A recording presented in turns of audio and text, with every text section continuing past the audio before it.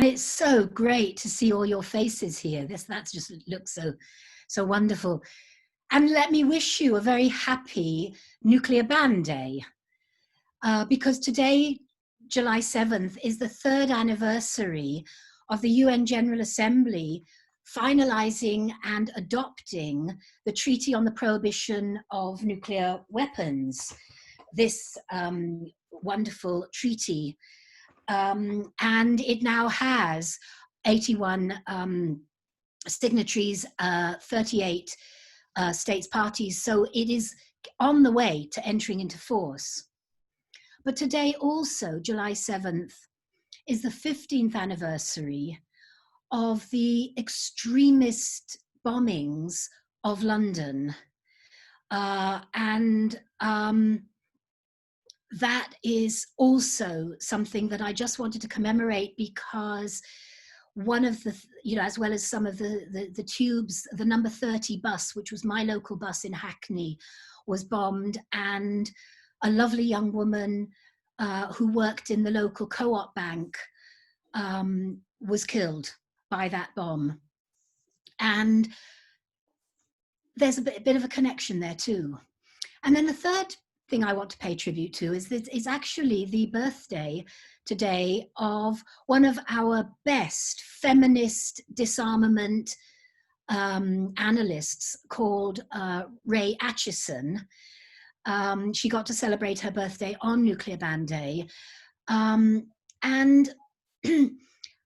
I just want to think about the links between that and draw your attention to her TEDx talk on banning the bomb and smashing the patriarchy, which I think she did in January of 2019, but you can just Google it and you can find that. So I wanted to start by that, because I'm of the generation where strontium-90 was found in our children's teeth as a result of the bombing of Hiroshima and Nagasaki 75 years ago, and then the whole series of nuclear weapons testing that took place, chiefly in the first couple of decades, by the US, then the Soviet Union and the UK, who chose my birthday to do it on, not such a happy anniversary. And I think that this also connects. Nuclear testing was really an early indication of why, if we care about peace, security, justice, and our planet, we have to care about Black lives all over the world. It's absolutely fundamental to understanding what we need to do and how we need to work together right across the world to transform security and disarmament objectives and our behavior and institutions in order to prevent the twin threats, well, actually triple threats, let me say, of war, of nuclear weapons and war, and climate destruction and the climate emergency. And I think these are very much linked. War and violent extremism are inextricably linked with patriarchal extremist ideologies across most, if not all, of our religions, racist and gendered systems, and a part of the colonial history that many are now waking up in this country to recognize were exported really out of Europe into most of the countries of the world, with appalling consequences for the peoples living in those countries. For example, when I became kind of awakened to the problems that were happening to Britain as a result of US nuclear weapons being stationed here and a new generation, I went down to Greenham Common and was one of the women that lived at the Greenham Common Women's Peace Camp for over 5 years until the INF Treaty. And, we started off by opposing and really saying we don't want any nuclear weapons.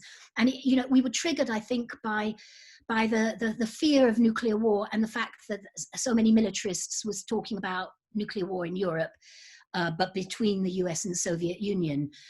And I think that the kind of impetus that I had to go down to Greenham is very, very similar to the kind of impetus that I hear from all the young people getting out on the streets as part of XR, as part of the international, the global kind of climate saving rebellion of the young people. But for me, I very quickly, having gone to Greenham, I became woken up to all of the ways in which our UK nuclear weapons production, the uranium mining in Africa, in South Africa, in Namibia, the nuclear testing across the Pacific, on Aboriginal land and so on, actually caused so much misery as well, and damaged, harmed, deeply harmed through toxic and radiation, harmed the environment of so many people. And let me just, we have 9 nuclear armed states. The US, Russia, UK, France, China, India, Pakistan, and North Korea. And they tested their nuclear weapons in places occupied by First Nation and Aboriginal peoples, by Pacific Islanders, by the Kazakhs, by the Uyghurs in Xinjiang in China, the Nenets people of the Arctic island of Novaya Zemlya, Algerians in North Africa, the villagers near Balochistan in Pakistan, Rajasthan in India, and finally Mount Mantap for the nuclear testing taking place in North Korea at Punggye-ri. Now, Israel, we don't know if they've done a nuclear test or if they collaborated with South Africa, or if they got their technology and developed it based on the nuclear testing that certain other countries had done. But I wanted to start off by saying that because that is so much the connections we need to think about. So I talked about, war exports, violent, war causes both climate destruction, and it causes people to fight back in ways that also cause enormous harm to the people of their own countries, as the war has done.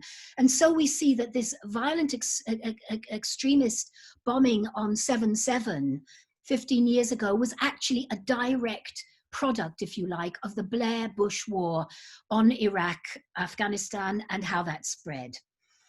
Then I wanted to talk about the military exploitative, extractivist economic systems, and war are massive contributors to the destruction of environments and also the climate destruction of the world through the greenhouse gas emissions. Just to give you an idea, UK military causes the greenhouse gas emissions equivalent to about 1/3 of the emissions, CO2 emissions of the world's nations. Then I want to talk about each and every one of us can join together to stop these wars, to ban these weapons, and to stop the climate destruction.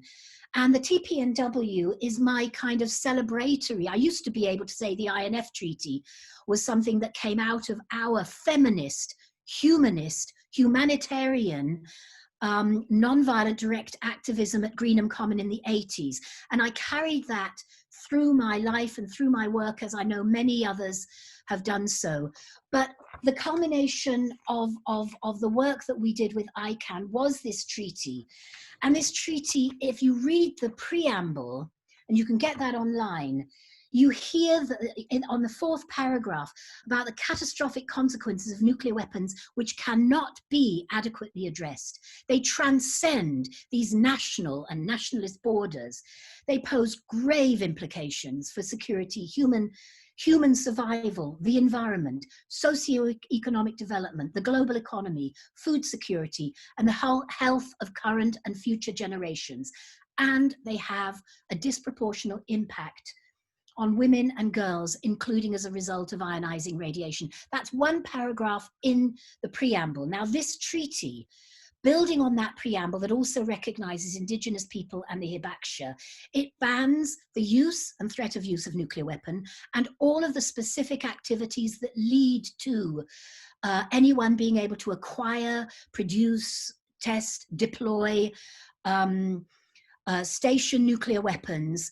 And then it also provides the principles and some basic institutional and legal provisions for how countries like the UK and all of those 9 nuclear armed states and the nuclear dependent, nuclear endorsing states of NATO, Japan, Australia, South Korea, and a couple of others, can get rid of the nuclear component of their so-called defense and security policies and join the treaty. But we are saying, both as members of WILPF and members of XR Peace, we also have to have all of the states that have depended for so long on large militaries, on producing various kinds of weapons and selling, and the arms trade, selling them to others, selling them to people that then use them on their own, governments that use them on their own people. We have to stop all of that. And we have to link what we do in order to do that. And that's really what XR Peace has been doing. And that is the Greenham parallel. And what we're calling for is fundamental change. We're not calling for fundamentalism in the way that it's now being talked about. We are talking about fundamental change in all of the ways that we think about security, putting people first and having human security rather than focusing on these, national security coming from wars and weapons.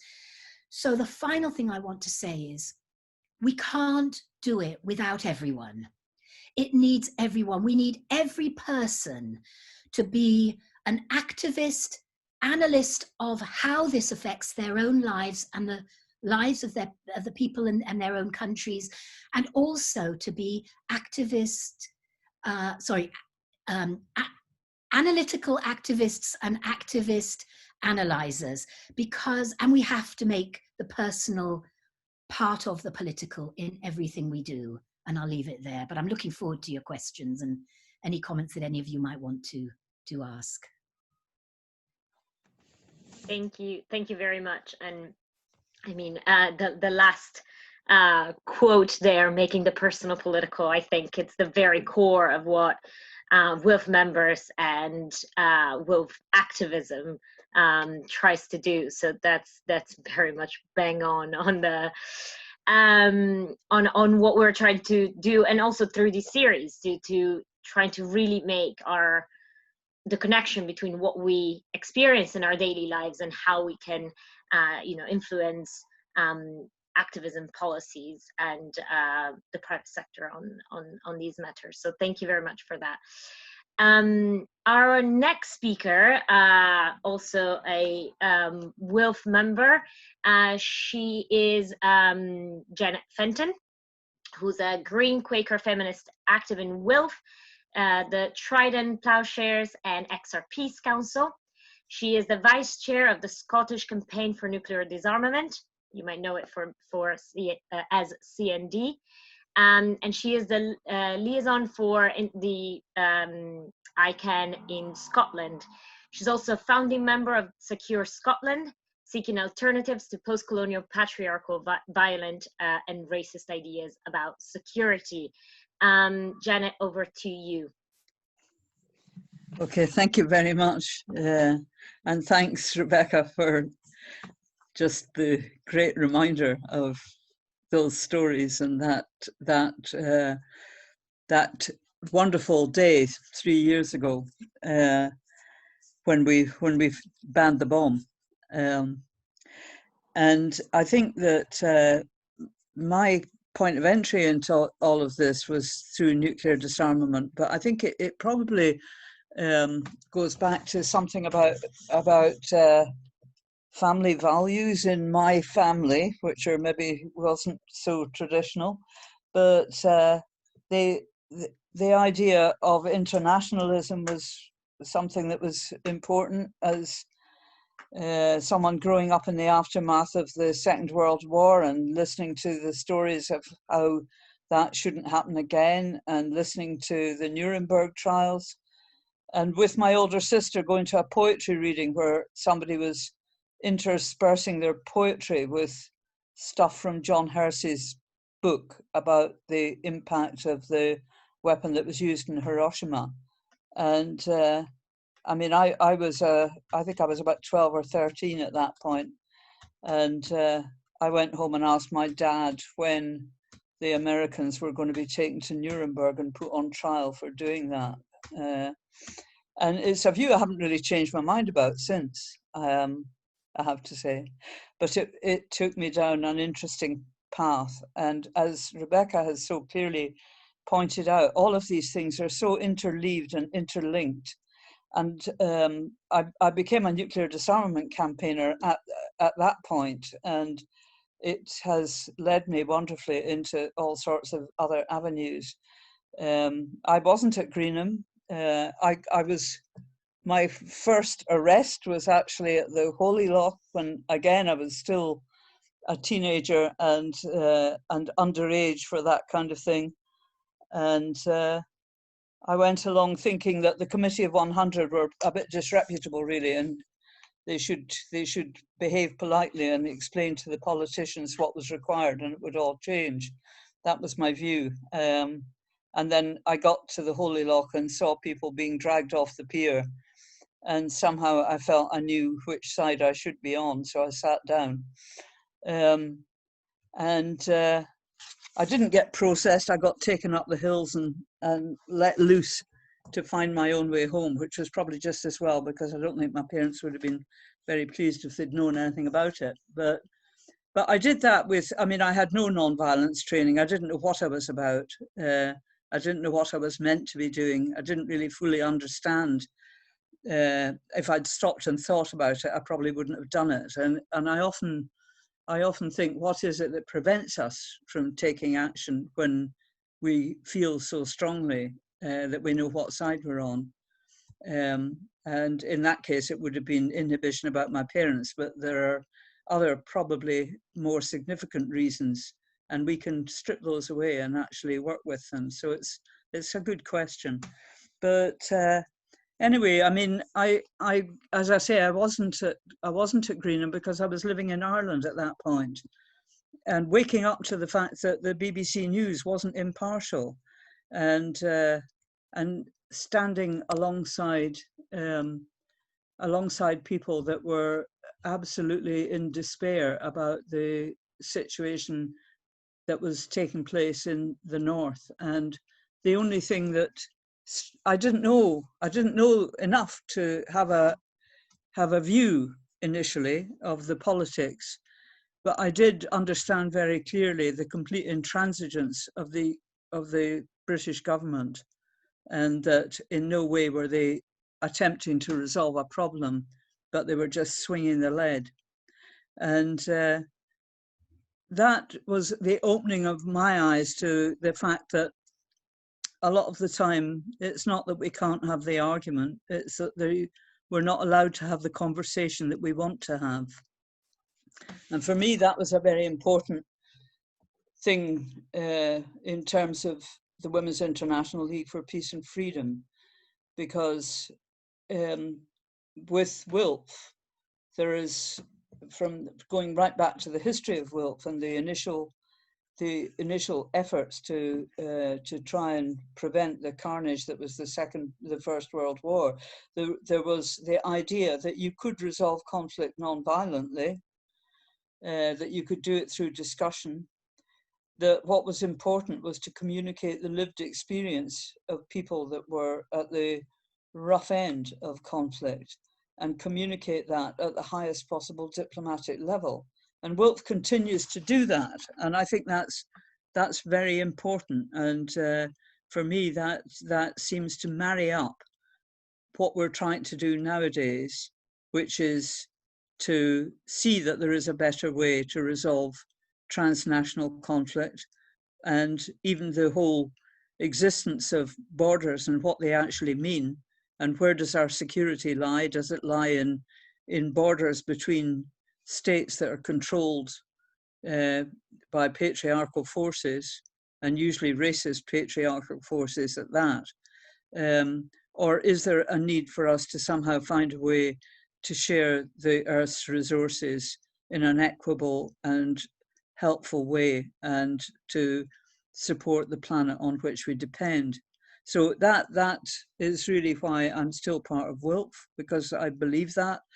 And I think we need to act on that in every way we possibly can. And it's also why I have great hopes for nuclear disarmament, because what the TPNW did more than anything else was make that change in the conversation, because we started talking about the humanitarian consequences of the use of nuclear weapons, of who was affected, why and how. And we put to one side all the discussions about the power struggles between small minority groups that control huge parts of the world.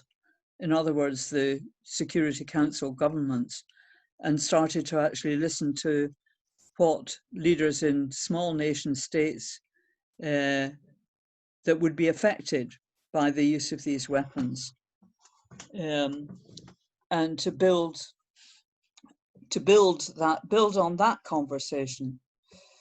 And I know that when we in Scotland talk about democratic deficit, I know that that is not, as it's often interpreted, as meaning something about some kind of right-wing nationalist perspective and demanding our own nation state. But I think that when we're talking about democratic deficit, we're sharing a position that exists around nuclear weapons and around the climate emergency, that the vast majority of people in the world do know right from wrong, and they do share a concern for each other. One of the things that we learned from the pandemic is that when people have a good reason to behave in a particular kind of way, they will do so. They'll rise to the occasion and they'll support one another.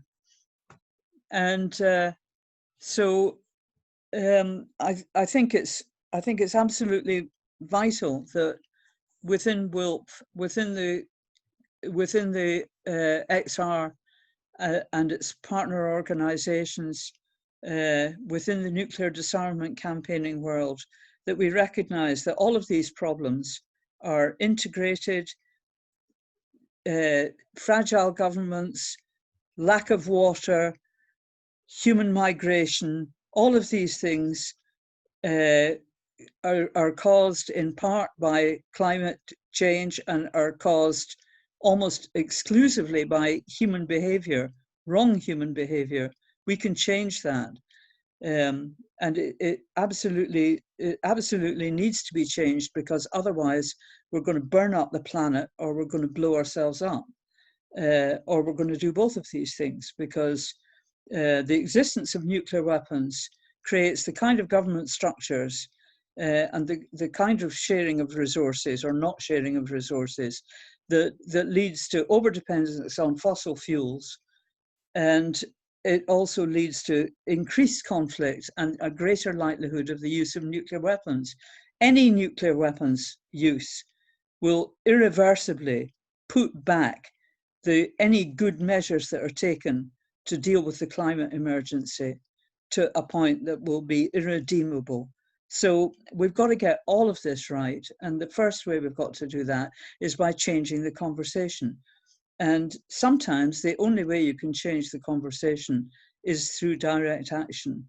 And so I come back to my question about why would you not do that? Why would you not take that action when it's so obvious? You know, the only thing that gets anything done in this world is our human hands, and we can choose how we use them, and we can use them to stop the inequality as well as to support its continued existence. So that's my pitch. That is a great pitch. Oh, can everyone hear me? Okay, that is a great pitch, and I think what you brought up, the sense of urgency that we need to feel in order to act, is absolutely essential. And one of the reasons why this event today has an interlink between militarism and the environment is because, as you said, there isn't, we either risk being blown up or essentially burned out of this planet, and we cannot have one type of activism without the other. So I really hope that this call for direct action that you made is answered by our audience today, and I would love to hear from the experiences of our audience today later in the Q&A, because we can learn from each other, as you said correctly. Before we go to the audience, however, I will move on to our last speaker, who some of you might have heard already in the first of these events. She is Jenny Engelder, who's the branch secretary in Brighton, Hove and District for WILPF, so she is probably enjoying a much better weather than us in London. She represents WILPF UK on the XR Peace Council and in the International WILPF Environmental Group, which has recently been created. She has been a member since the 90s, having first learned about WILPF whilst at Greenham Common with our Reb, with other many brilliant women. So Jenny, the floor is yours. Okay, thank you. So I was wanting to just talk a little bit about the military destruction of other people's land that Rebecca was talking about too. So many countries tested their weapons worldwide in other people's lands, never in their home territory. No surprises there. And still weapons, and particularly actually the Hiroshima bombing that's coming up in, the commemoration is coming up in August, was actually an experiment really done to see what the effects would be, because at that stage that war was already coming to its end, and the Japanese government were already wanting to close the war, to end the war, yet still they went ahead with that bombing as an experiment, which is a very cynical move. But then the use of weapons always is cynical. I was also wanting to say that down here in Brighton, there's a weapons factory, and those weapons, they make release mechanisms for aerial bombardment. And we've had several demonstrations outside that factory. Those weapons and bombs are sold to the Saudi Arabian government, and they are then used against the people of the Yemen. So always there's these ongoing steps, not just one nation to another, but these side steps where Britain's sort of saying, well, it's not our responsibility. I mean, in fact, Campaign Against the Arms Trade has taken the government to court, and we have won. But still they're going out there because there's some devious route by which they can say, well, they're just fulfilling past orders. The next point I wanted to make was about neo-colonialism that uses capitalism and globalization and cultural imperialism and conditional aid, where our government, for example, says exactly what they want, what they are after having, and instructing on what aid can be used for. It's another way of exploiting people, most commonly people of color worldwide. And of course, we're still patrolling the skies and the sea, because even though after at Greenham Common because I too was at Greenham intermittently, and although with great delight we saw the back of those weapons being land-based, of course they sent them to sea. Obviously, you know, it's a good point that we were able to actually manage to get rid of them from the land. That had been our aim, or one of our aims, because basically, as the other two speakers have said, we actually want to get rid of the nuclear weapons altogether. and it's essential that we do. But because we can see that it's possible that with enough of us working on things like this, we can achieve.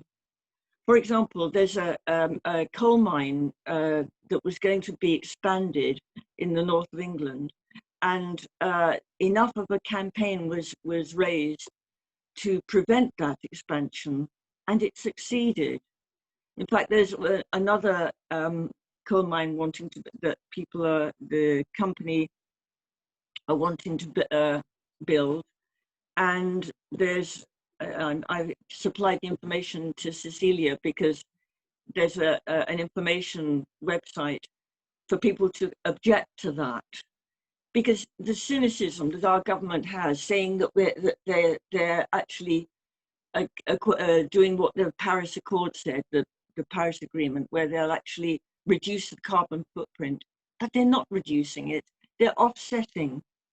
We actually are offsetting enormous amounts of our energy use onto the global south. So the global north is of which we're part, is still actually completely locked into using our capitalism to actually encourage the south to bear our burden of guilt, if you like, of our use. I mean, the plastic that gets sent from our refuse, it gets sent down to various parts of the world, and they don't have the capacity to deal with it, which is a disgrace. I mean, we should be dealing with it ourselves. We should be reducing our plastic use, but that's a whole another story. And recently, for example, as an example, in Myanmar, there was a huge landslide that killed many people working for poverty wages. What were they mining? They were mining jade for our jewelry. So people of color are dying and being harmed for our use, for our goods and elaborate jewelry and so on, which is a disgrace. Women have been saying this kind of thing for a very long time, as has been pointed out, ever since 1915, when women got together during the First World War to try and prevent it. And then in 1919, at the end of the war, after the war had finished, when women came up with many ideas of how to move forward and to stop the spread of disease, and to stop the exploitation of others, and to bring about equality, and to stop racism.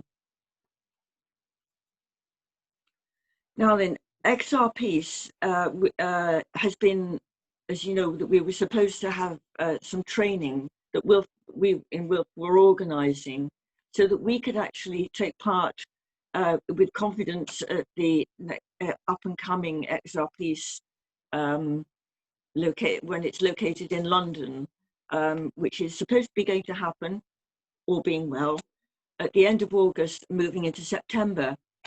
And what we're hoping to do is get people training so that we have a confidence in our movements. It doesn't have to be that people are willing to be arrested. Obviously, that's one side of it, but there are many other roles that are needed to support each other. But just being there, holding a placard, or even exercising your right in your hometown to actually hold a placard up and say "not in my name," and address the issues of XR Peace. We can use humour as well. Humour was a great thing that we used at Greenham Common at times, as well as I'm sure Rebecca can remember examples of that. Sometimes we would do things that must have seemed really silly, but they were actually taking the mickey out of the MOD, who was certain, and the military establishment there, who was certain that we couldn't stay much longer, and they were absolutely amazed when we would do some of our actions that actually were kind of just to show that we could break in. We could just a pair of wire cutters, and we would break in and take the mickey out of them. Their great security that they had there, hundreds and hundreds of military personnel, and we just would go in with a pair of wire cutters. I mean, it must have been humiliating for them, really. Well, they had a choice. It was their choice to be there. So it would be very good if more and more of us can work out different things that we can do, simple things. As I say, it can be just holding up a placard. It can be going, when the events take place in London, it can be going up to London. When COP26 ever happens, which was supposed to take place in Scotland this year, but was cancelled because of the virus. Now there is a move to have a big demonstration there when that happens, wherever it happens. But if you can't make it up to there, and there's every good reason not to go, because bringing it home to your own locality is a good thing, demonstrating locally so that people are aware of it, are aware of what is going on, and make the connections between, if you like, between the nuclear issue, the war issues, and the environment being impacted so much by all that and by the exploitation, and the way in which those wars more wars are likely to be fought for resources, because people will be needing water, they'll be needing land as flooding happens and as droughts happen. I mean, we've already seen this year all sorts of strange weathers. And for example, in the Arctic Circle, the temperature was 38 degrees earlier last week, and it should never be that hot up there. It's clear that there's so much going on to our climate and to our environment that we need to address. So addressing it locally or nationally and internationally is the best way forward. So I shall be sending out, because I was coordinating the training, I will be sending out to those people who've already said they want to do the training. If anybody else wants to join in with that, that would be great. And hopefully we'll get that training sorted August, I would hope, but it obviously depends on what goes on with the virus. And that's about me. Thank you, Jenny. And yes, each and every one of the resources mentioned by our speakers today, including information on the training, will be uploaded so that even those who aren't aware can partake and can learn and educate themselves on these issues. So thank you for reminding that. Thank you also for your very concrete points on your direct action and the direct action that is needed. You definitely had very, very real experiences, both at the national, international, and very local level.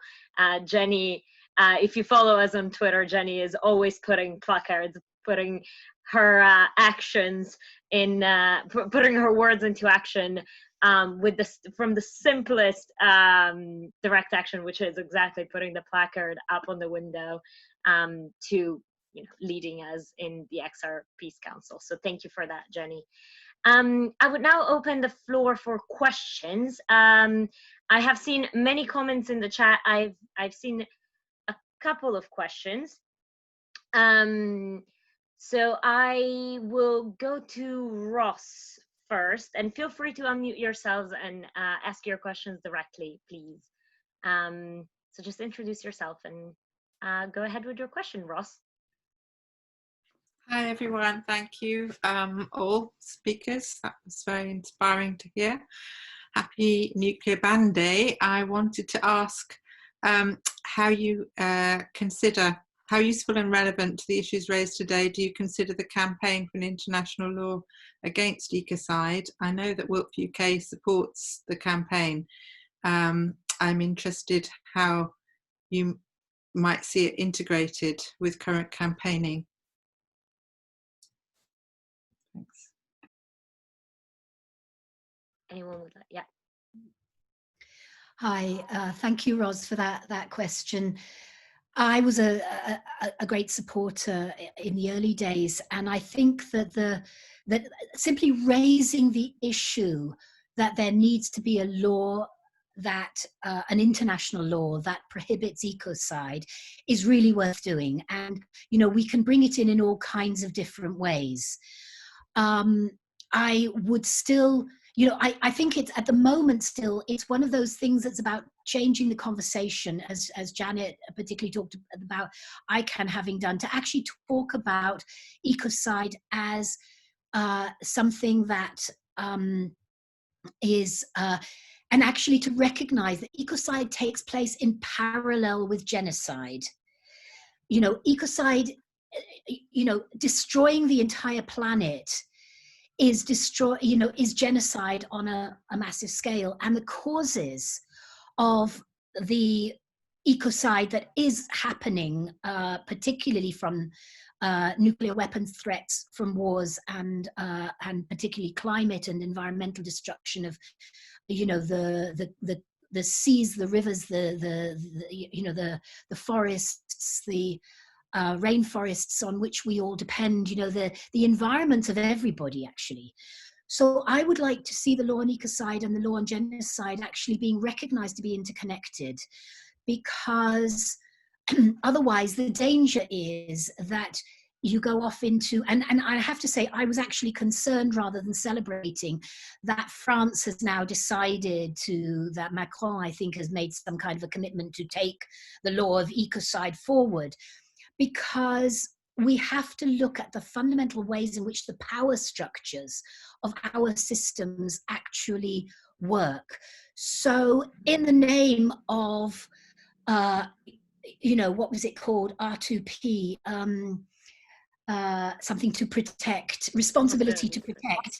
Tony Blair took us into war in Iraq, for example, and then also in, you know, bombing, NATO bombing in ex-Yugoslavia. And we have to recognize how, if we're not tackling these causes that are really structural and colonialist and patriarchal, then what we end up with is a law that gets used against us, that gets used against, you know, feminists, against, you know, people striving for democracy, as is happening with Hong Kong, against people seeking to take responsibility to protect their own lands in different kinds of ways. The best protectors of the land are the indigenous people.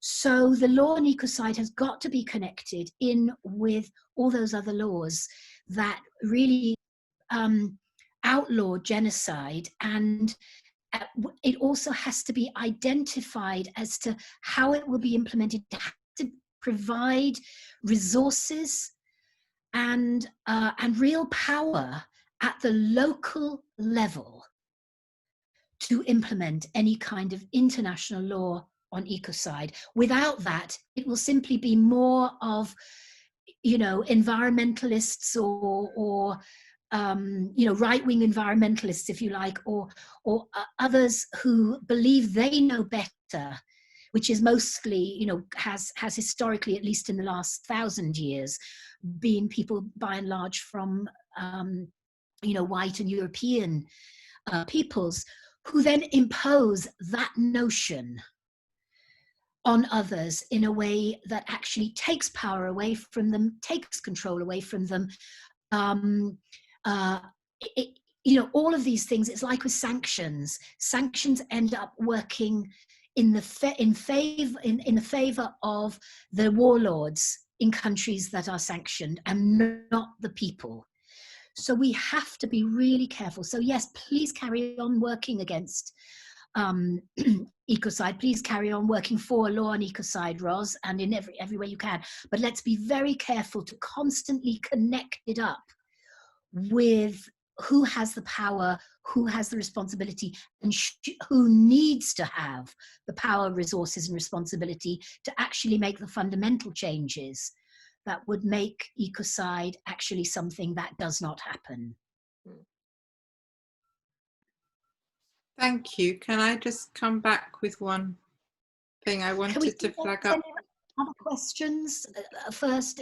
If there aren't, sorry, I don't want to Yes. jump in for Cecilia. No, it's fine. Otherwise, we have. I was going to say that Janet has, I think, also a response to this. I was just going to chip in. I mean, and it would be good to discuss any other questions that are coming up as well, obviously. But I would like to just comment a little bit on. I'm very sympathetic to Rosie's concern and the amount of work that she's putting into the campaign for a law on ecocide. And my reaction is a wee bit similar to Rebecca's in that I'm remembering that the annoyance when you hear people talking about 1325 and it just being interpreted as being more women in the police force. And it puts the argument into a very difficult category, because obviously, of course, we're going to support there being more women in the police force, but it's actually missing the whole point. And somehow I think that what's needed with the campaign on the ecocide law is to look at actual practical situations and to flag up the fact that an ecocide law would be a preventative of that happening, but to be, if you like, on the barrier with people that are campaigning on that specific thing, whether it's an open cast mine or some other essentially damaging activity, that you could be there saying, I'm for a law against ecocide because then we wouldn't have to deal with this problem, but you're actually on the barriers doing that. And I think that's the way for that to move forward. Thank you, Janet. And I think that is a really good point about all the campaigns that we run, is that they risk being taken as, making war safer, or making, the ecocide argument could be of making companies able to build pipelines safely without destroying Ecuador. And it's not the point. And I think one of the direct actions on the ecocide law, whether it is at a national level or hopefully one day at the international scale, is that of challenging, for instance, in these times, the direct bailout of companies that are guilty of poisoning and essentially committing genocide on as Rebecca mentioned, indigenous populations who are the very best people equipped to protect their own land. So I think good points all around there. And we have Mary Claire pointing out. Mary Claire, maybe do you want to step in and comment on your own comment on ecocide, because I think that brings the conversation very closely together. Mary Claire? Hi, everyone. Really nice to see everybody. And it's a very important topic that I have made sure to join. As everybody know, I've been recovering from surgery, and I'm just coming back to being more active now. And I particularly wanted to join this event because of the threat of nuclear weapon is not just on the other side, meaning, as Jenny said, it was used as a weapon, was used like a test, and people died. But on the other hand is that uranium has been mined in the Congo since the early 19th centuries, and there is so much devastation just mining in the Congo. And we sometimes, I've joined WILF since 2006, and it's one of my main focus is to talk also, when we talk about nuclear weapon, we need to talk about the mining of uranium and the mining of things such as cobalt and coltan and all this lithium today, because on the other side, it is destroying the environment. It is creating conflicts which are displacing people, because as you know, we hear a lot of tribal conflict and indigenous conflict. It's not really true.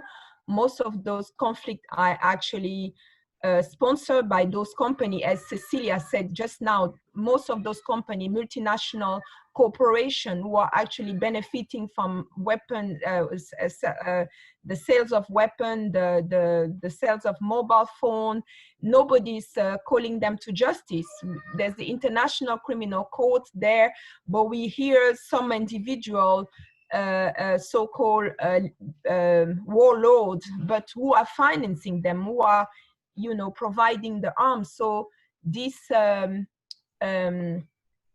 international law against ecocide, it's really one that's very, very important to hold to account not only governments, for example, of, you know, the Iraq war, the whole basis of going to war for you know, for petrol to Iraq and Iran. It's important now not only to hold government to account, but multinational companies who are based in offshore places where we know exactly who are the people behind arming all these rebels groups. And ecocide is linked to genocide, but it's also linked to femicide.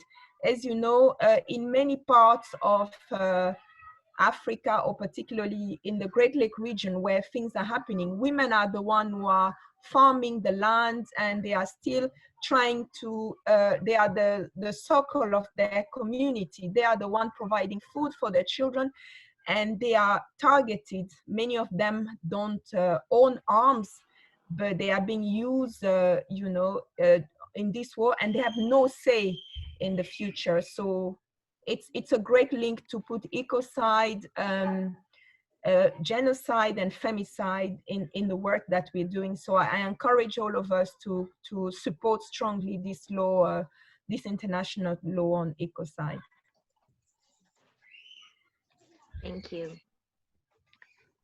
We have a big comment from Robert, but it's an all-around thank you, and absolute agreement with what you said. And again, it brings perfectly together all our campaigns, because they are inevitably interlinked. And Mary Claire, for those of you who didn't know, spoke brilliantly on this at our past autumn event, autumn seminar last year.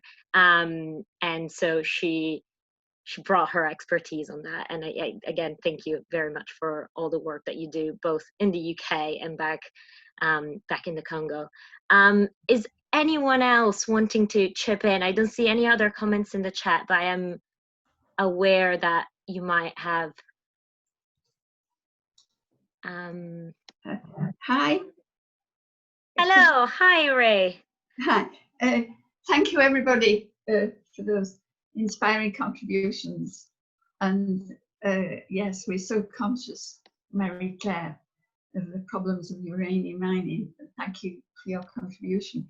I just want to recommend for you all, if you haven't come across it yet, a new book by Becky Alexis Martin called Disarming Doomsday: The Human Impact of Nuclear Weapons Since Hiroshima. She is an academic geographer, but she's a young woman and she's at Manchester University, so that's why, since I live there, I know her quite well. And she wanted to get into this question. She has something she now calls nuclear geography, you know, looking at the impact of the development of nuclear weapons. And she also links what we've been talking about today, for instance, the effect of nuclear testing on the peoples of the Pacific Islands, which many of you here will remember. We've been looking at, haven't we, Rebecca, since the time of Greenland, when we used to have a woman there from Rongelap who told us about the jellyfish babies. She's not only looked into what in great detail about what the nuclear weapons states were up to there, but she's been out to the islands, to Christmas Island, to meet the veterans and link up with them to try and hear their stories. And she's looked at the geography, for example, of the United States, and something we haven't just mentioned today, but how everything to do with nuclear weapons development is kept secret. How the whole place in Los Angeles, there's a whole city which was never put on maps. And the same we know about sites in Britain weren't always put on maps, were they, Rebecca? They were, so nobody knew about them, and everything was kept secret. Of course, the same is true about the development too of nuclear power. That all of that was kept secret. The after effects of Chernobyl and Fukushima were also kept secret from us.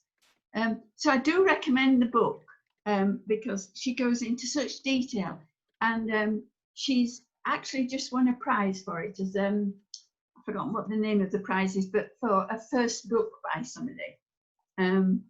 But it does connect all the things that we've been talking about today, and particularly, as we've been saying, the effect of nuclear weapons development on indigenous peoples, native peoples, whether it be testing in Nevada or in the Pacific or in Russia. Thank you. And thank you, everybody. No, thank you, and thank you for reminding us of the book. As I said, it will be these resources, including the book, of which Paula shared with us last week, will be in the resources online as well.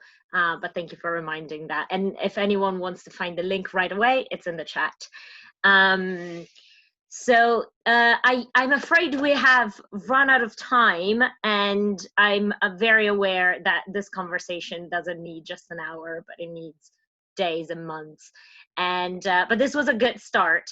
And these Connect Days will come to an end next week, when we will have a general sort of Q&A, not really a presentation. And it's next week is meant to get feedback from you, the members, the audience, to learn about what we can do better as a British WILF, how we can better interact with WILF International and the other sections across the world. How can we truly be a movement in solidarity and not just stick to our own bubble? And I think if there's one positive thing that COVID has taught us, is that we do need to cooperate with each other even more, and in a very urgent way as well. Thank you to our speakers. It is fascinating, as always, to hear from you all. I will put back the screen like that because I think everyone wants to say thank you to them. And I look forward to seeing you all next week. You again will receive many emails from me, hopefully with the right date this time. But again, if you have any questions, if you have any suggestions, any feedback, do email us at the email that you get the invite from, or directly on our Facebook. And we will try to keep these Connect series going as much as possible, even after the August break, because I think we all deserve a little break in August. But after then, I think we will try to keep them on as long as we can. So if you have any input on topics that you would like to discuss, or you think a good speaker for these, please do send us these suggestions, and we will try to do the best that we can to put them to fruition. Once again, thank you so much for attending. Thank you to our speakers, and have a lovely rest of the week. Thank you. Thank you. Bye-bye. Thank you. Thank you. Thank you.